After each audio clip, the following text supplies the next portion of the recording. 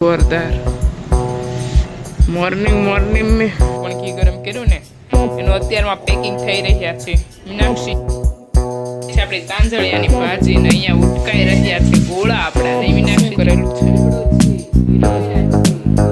છે સ્પીડમાં લઈને જરૂર છે. નાચમાં કેટલી મસ્ત લીધી બે દૃશ્ય ઓ નાઈ ટેરેસ પર મોર કળા કરે છે અને પીસા બહાર બતાય થોડાક અને ઢેલ સામે બેઠી અને મોર કળા કરે.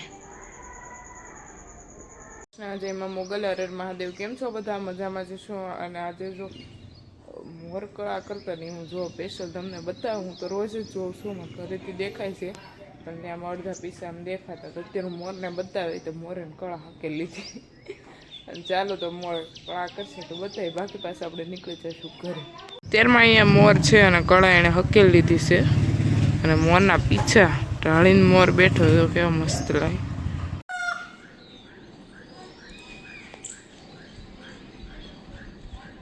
જોરદાર કળા કેરી. એક વખત તો આવીને હું વહી ગઈ, ઘરે પહોંચીને ત્યાં પાછી મોરે કળા કેરી.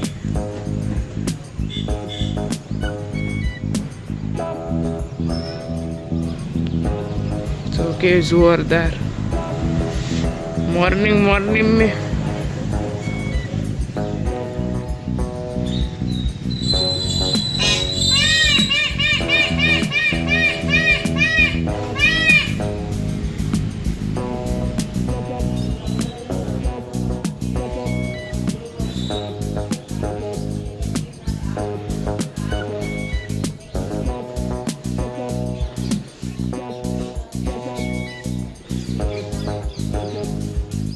ફાઇનલી આપણે મોરની કળા જોઈ લીધી છે અને હવે અત્યારમાં લાગી જાય કામ પર, બાકી આપણો મોર કરી દે અવાર. અને ચાલો તો હવે કન્ટિન્યુ રહેજો. આજે ઘરની સાફ સફાઈ કરવાની છે ત્રણેય સિસ્ટરને, તો કન્ટિન્યુ રહેજો આપણા બ્લોગમાં. જો આજે છે ને સોમવારે બધું ઘી પેકિંગ થઈ અને જે સોમ નથી મંગળવાર છે ને, કાલે કુરિયર નહોતા થયા કેમ કે પ્રકાશભાઈ બહાર જતા રહ્યા હતા અને મીનાક્ષી દીદી જો કાલે જેટલું પણ ઘી ગરમ કર્યું ને એનું અત્યારમાં પેકિંગ થઈ રહ્યા છે.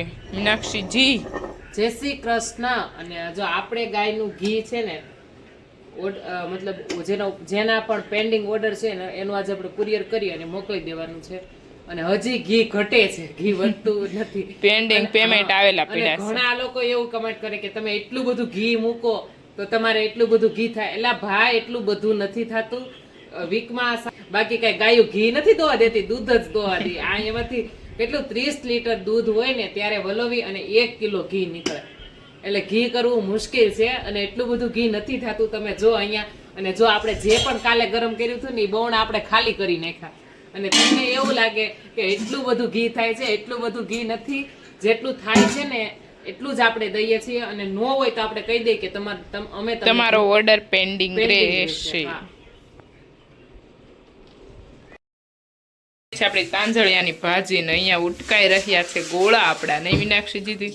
માટીની ગોળી યા ગોળો ગોળી.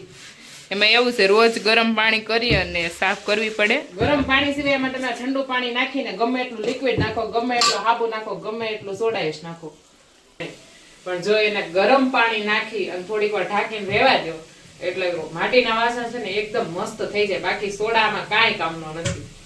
અને આપણે છે ને અત્યારે પ્લાસ્ટિકનો કૂચો યુઝ કરીએ, પણ મારા દાદીમાં છે ને એ પેલા માટીના વાસણ યુઝ કરતા. તો એ એવું કહે કે આને છે ને આનો યુઝ તો આપણે અત્યારે નથી બોલું મતલબ અવેલેબલ, એટલે આપણે આનું કરીએ. બાકી જો ઓલા નારિયેળીના શ્રીફળના છાલા આવે ને એનાથી માટીના વાસણ ઉટકવામાં આવે તો એકદમ મસ્ત થઈ જાય. તો આપણે હવે નેક્સ્ટ ટાઈમ એવી ટ્રાય કરશું કે આપણે છાલાથી માટીના વાસણ ઉટકશું. અને બસ આવું ચાલે છે આપણે સાસનું કામકાજ અને સાફ સફાઈ ચાલુ છે. સાફ સફાઈ બધું કાજ એકારે 3-4 કામ ચાલુ છે. કુરિયર નું, પછી આ સાસ અને ઘીનું એન્ડ સાફ સફાઈ. એટલે અમારે બધું બહુ ધ્યાન રાખવું પડે. નહીંતર માટી વાસણમાં તો એવું થાય કે જો થોડુંક આપણને ઉતાવળ કરવા ગયા હોય ને તો ફટનાર ફૂટી જાય ફિનિશ. એટલે આપણે થોડુંક ધ્યાનથી કામ કરશું.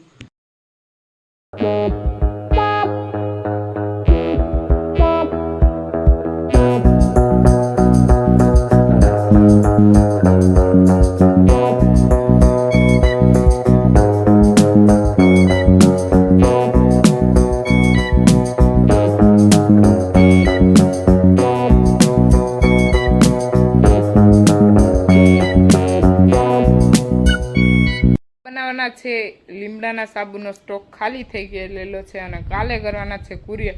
તો અત્યારમાં આપણે સોપ બેઝ ઉકાળવા માટે મૂકી દીધો છે અને ચાલો તો હું તમને આગળ બતાવીશ.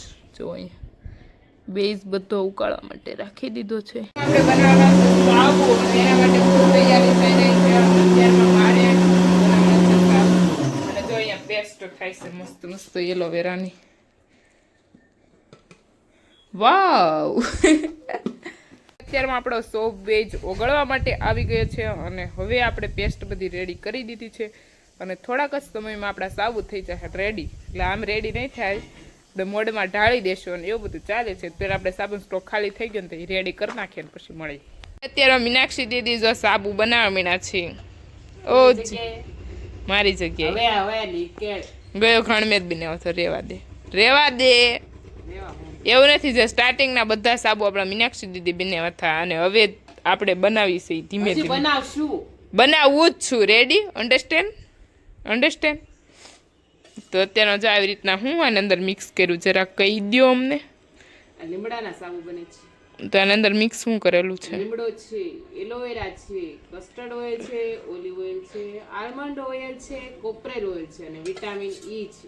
ઓહો, જાજુ નાખ્યા બધું. અને જો અત્યારનો કંઈક આપણે સાબુ બનાવવાનું કામ છે ચાલુ. અને ગઈસ કોણ બધું નાખ દે. રેડી. નેચરલ ગ્રીન થાય છે કેમ કે આપણો બેઝ છે ને આપણે વ્હાઈટ યુઝ કરી, ગ્રીન નથી યુઝ કરતા ને મીનાક્ષીજી? યસ, આપણે વ્હાઈટ જ, આપણે ગ્રીન કલરનો નથી, આપણે એકે કલરનો યુઝ નથી કરતા. આપણે વ્હાઈટ અને એ પણ જો દેશી આપણા ચૂલા ઉપર બને છે. ઓ ભાઈ સાબુ નહીં મીનાક્ષીજી? ઓર્ડર કરો જ મીનાક્ષી દીદીને ફોનમાં કોલ કરજો જનભાઈ નંબર. ભાઈ આપણે શોર્ટ રીલ્સમાં છે જ આપણા નંબર ઓલરેડી નાખેલા અને જો તમારો ઓર્ડર કર્યો હોય તો કોલ કરી શકો છો એન્ડ ઓર્ડર બી કરી શકો છો. મીનાક્ષી દીદી આપણે બનાવી રહ્યા છે સાબુ અને અત્યારમાં ઢાળી રહ્યા છે મોડમાં કેમ કે લિક્વિડ તો આપણું એકદમ રેડી થઈ ગયું છે. અને ચાલો તો હું તમને આગળ બતાવું કે આપણા સાબુ કેવી રીતના મોડમાં ઢાળીએ તે. આવી રીતના આપણા સાબુ મસ્ત રેડી થઈ ગયા છે મિત્રો. અને मीनाक्षी दीदी तो मोड में ले ढाली रही छी. ढालना बोलते हैं मीनाक्षी जी उसको. बहुत गर्मी है. ये हमारे स्टोर रूम में आज साबु पड़ रहे हैं क्योंकि हमारी जो बेडरूम है ना वहाँ पे हमारे ऋषि दीदी खींचाते हैं. क्यों खींचाते हैं मीनाक्षी जी? आलस नहीं भाई, એને હાવ બનાવીને થાકી જાય, પોતું મારતા ભૂલાઈ જાય તો ઋષિ પાડી દે વારો. એટલે આજે આવી ગયા છે આપણી સ્ટોર રૂમમાં સાબુ બનાવવા માટે. રાઈટ મીનાક્ષીજી? અને ચાલો તો હવે શું કરવાનું છે આના પછી? કંઈક કરશું નવા જૂનું એમ વિચારી. ત્યારે અમારા ઋષિબેન લઈ રહ્યા છે મહેંદી, આર્ટિસ્ટ મહેંદી. અને અંકુના હાથમાં લીધી. અંકુ બતાવી તો રાત ઋષિ દીદીની ડિઝાઇન છે અને અહીંયા બીજી લે છે. ઋષિ દીદી ફૂલ પ્રેક્ટિસ કરી રહ્યા છે મહેંદીની. રેડી ઋષિ? રેડી? નહીં રેડી? મને આવડે છે. બધા સ્પીડમાં લઈને જો ઋષિ હાથમાં કેટલી મસ્ત લીધી. બે ઋષિ? Oh nice. જો ઋષિ મસ્ત મહેંદી લીધી. અહીંયા કાંઈ ન લે. ઓ માય ગોડ, ઋષિ લીધી છે જોરદાર મહેંદી ગાઈઝ. જો તમારે પણ લેવરાવી હોય તો ઋષિ ફ્રીમાં લઈ દેશે, એટલે ટેન્શન નહીં લેતા. મારું નામ દઈ દેવાનું એટલે લઈ દેશે તમને. રાઈટ ઋષિ?